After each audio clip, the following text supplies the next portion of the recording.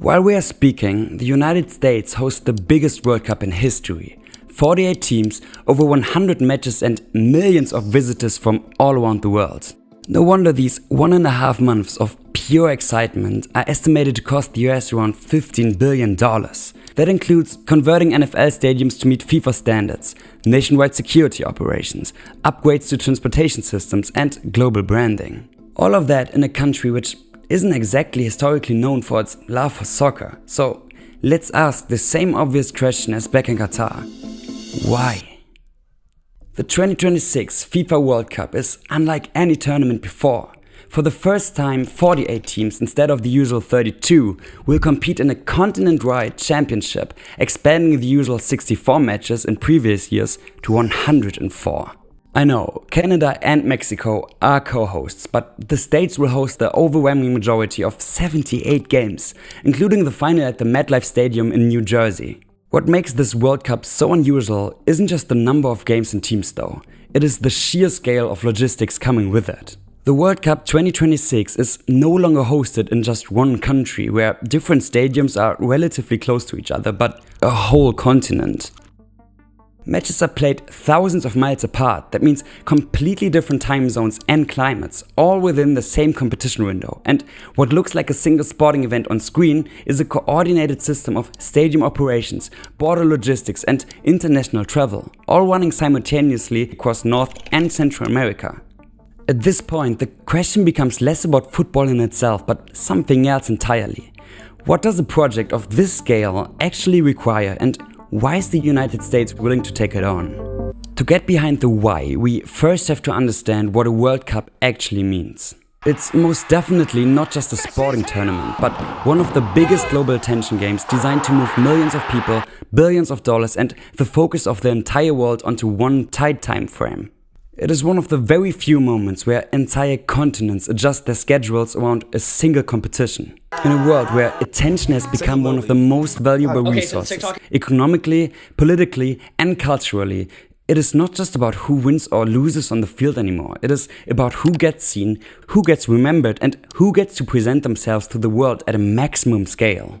If you are watching this video, you are probably one of the billions of people who are expected to follow the 2026 World Cup, and that's not even exaggerated. The last World Cup, back in 2022 in Qatar, reached an estimated 5 billion viewers across all matches, making it one of the most watched events in human history. The final alone was watched by over 1.5 billion people worldwide, and 2026 is expected to be even larger. It takes place across the largest media market in World Cup history. The USA isn't just a host country, it is one of the global centers of entertainment and broadcasting.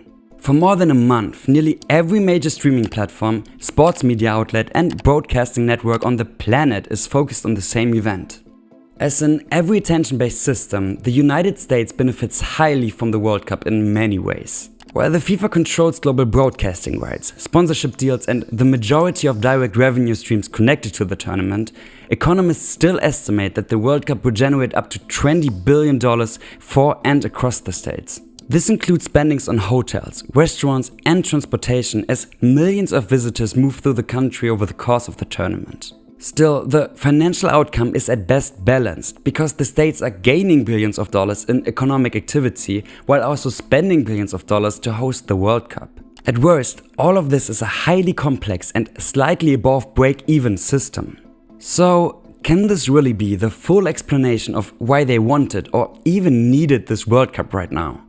To understand the complexity of the real reason behind the World Cup in the States, let's first look at Qatar and the FIFA World Cup of 2022.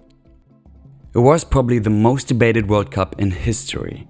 The obvious question, why a country of 3 million people with no soccer culture, extreme summer heat and serious human rights concerns was chosen to host the biggest soccer event on the planet was, let's just say, very prominent. Outside its immediate neighbors, it had almost no cultural relevance and no real global presence. The World Cup was the most efficient tool available to change that. In the few months of the tournament and before, Qatar bought itself a seat at the table, visibility, diplomatic leverage, international branding, and the kind of attention that normally takes decades to build. Now, the USA doesn't have that problem. It's not a small, invisible country fighting for a seat at the table. It pretty much owns the table. It's the largest media market in the world, the center of global entertainment and one of the most recognized brands on the planet. So, why do they want to host this huge soccer tournament? Because the president does, and for him the reason is the same as for Qatar. The World Cup is not about football, not even about soccer. It's about the image of a country at a moment when that image is under pressure. Trump has been pretty explicit about what he sees when he looks at this World Cup. Not a sporting event, but a stage.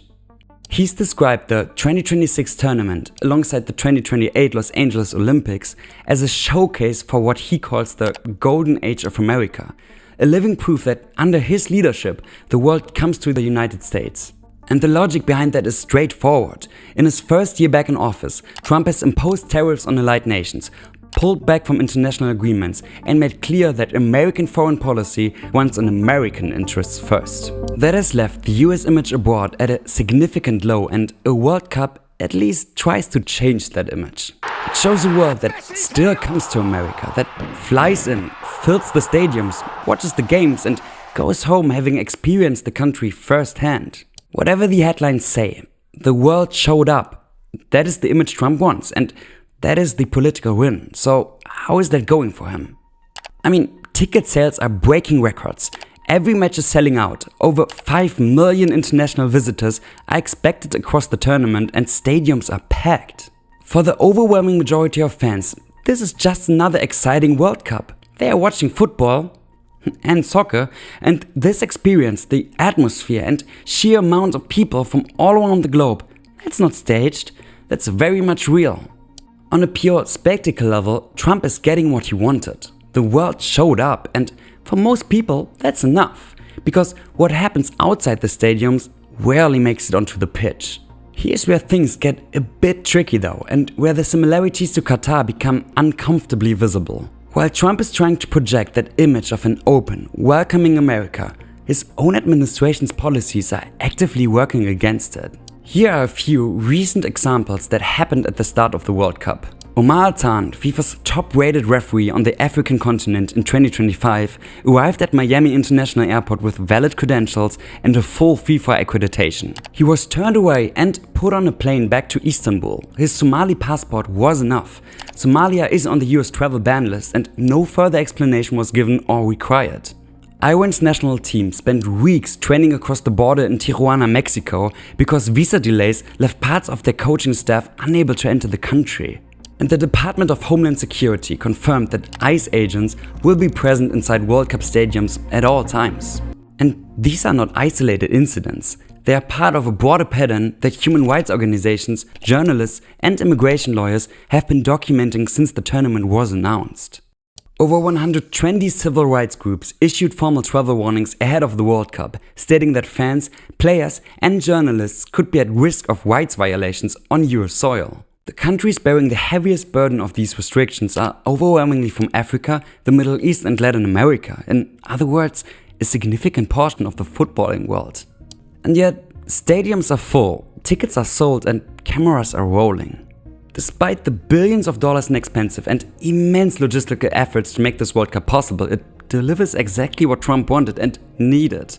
A global stage at a moment when his America First agenda has left the country more isolated than it has been in decades. Qatar bought visibility. Trump is buying a narrative, and just like in Qatar, the FIFA World Cup 2026 is designed so that we never have to look past the football to ask what the whole thing actually was for.